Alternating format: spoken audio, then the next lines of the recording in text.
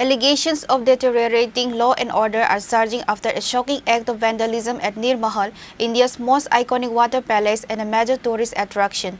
On Monday night, unknown miscreants reportedly set fire to a section of the palace, leading to a minor damage and sparking a wave of criticism across various sections of society.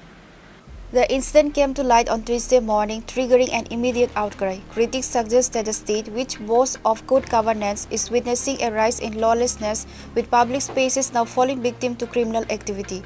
Neermahal, built during the Royal Manikya dynasty, is currently managed by the state government's tourism department.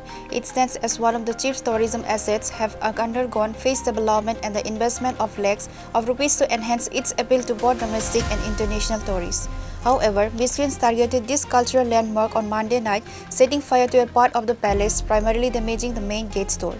The incident has raised a multitude of critical questions. How were the miscreants able to access Neermahal late at night?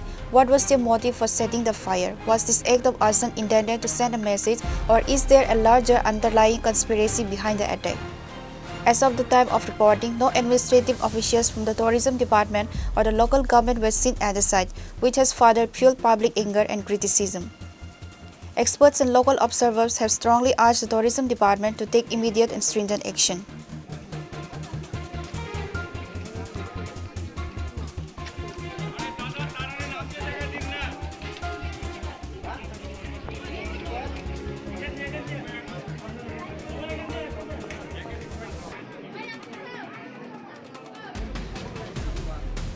Bureau Report, Chini Khorang.